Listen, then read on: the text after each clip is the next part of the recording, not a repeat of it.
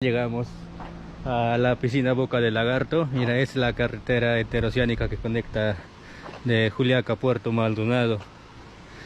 Ahí es la piscina.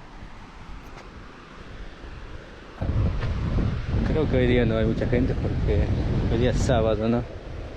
Vamos a entrar, nos conviene. Mira. Bueno, les muestro cuando estoy abajo ya. Vamos a parar.